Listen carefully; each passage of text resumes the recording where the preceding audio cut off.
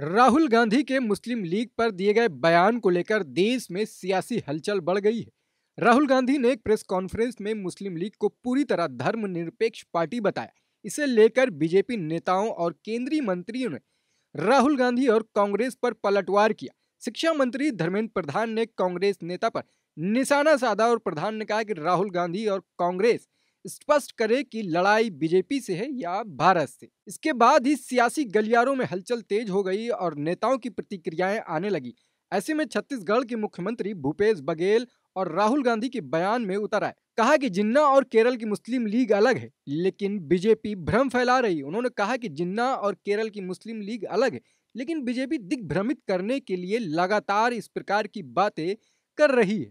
उसके बाद भारत जोड़ो यात्रा की तो उनकी संसद सदस्यता ले ली। आज तो वो कांग्रेस के सामान्य नेता हैं, तो भारतीय जनता पार्टी को इतनी तकलीफ क्यों हो रही है? सीएम बघेल ने कहा कि अब तो मोहन भागवत जी भी इसमें कूद पड़े हैं। प्रधानमंत्री जी विदेश में जाकर कहते हैं भारत में पैदा होना दुर्भाग्य की बात है, तो उस समय क्या मोहन भागवत जी कुंभकर्ण की नींद सो रहे थे? बता दें कि अमेरिका यात्रा पर गए राहुल गांधी द्वारा मुस्लिम लीग को धर्मनिरपेक्ष पार्टी बताने की कड़ी आलोचना करते हुए भाजपा आईटी सेल के हेड अमित मालवीय ने कहा कि केरल के वायनाड लोकसभा सीट पर अपनी स्वीकार्यता बनाए रखने, फिर से चुनाव जीतने के लिए अब राहुल गांधी भारत विभाजन के लिए जिम्मेदार जिन्ना की पार्टी मुस्लिम लीग को भी धर्मनिरपेक्ष पार्टी बताने लगे। मालवीय ने मुस्लिम लीग को राहुल गांधी द्वारा धर्मनिरपेक्ष राजनीतिक दल बताने के बयान के अंश को शेयर करते हुए ट्वीट कर कहा कि जिन्ना की मुस्लिम लीग जो पार्टी धार्मिक आधार पर भारत के विभाजन के लिए जिम्मेदार है, राहुल गांधी के अनुसार एक धर्मनिरपेक्ष पार्टी है। ऐसे में सवाल है कि क्या मोहम्मद अली जिन्ना की मुस्लिम लीग और केरल वाली मुस्लिम लीग एक ही है या इनमें कोई अंतर है? दरअसल अलग पाकिस्तान की मांग को लेकर आंदोलन चलाने वाली ऑल इंडिया मुस्लिम लीग और केरल की मुस्लिम लीग एक नहीं है। ऑल इंडिया मुस्लिम लीग की स्थापना 1906 में ढाका में तब हुई थी जब भारत में ब्रितानी हुकूमत थी। दूसरी तरफ इंडियन यूनियन मुस्लिम लीग की स्थापना आज़ादी के बाद 1948 में तत्कालीन मद्रास यानी कि आज के चेन्नई में हुई थी।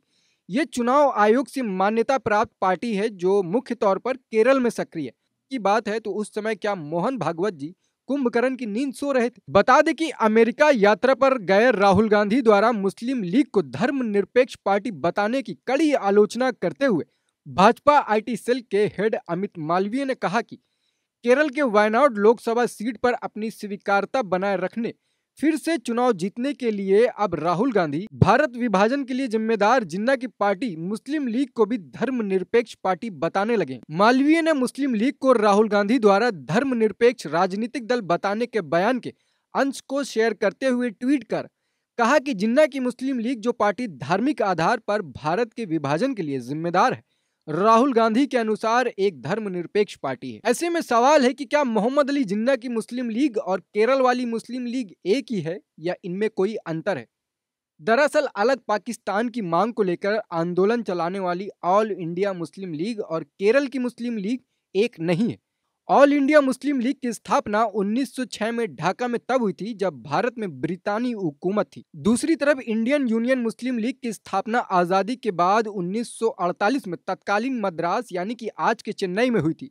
ये चुनाव आयोग से मान्यता प्राप्त पार्टी है जो मुख्य तौर पर केरल में सक्रिय है। फिलहाल वीडियो में बस इतना ही। ऐसी और भी वीडियोस देखने के लिए चैनल को सब्सक्राइब करें।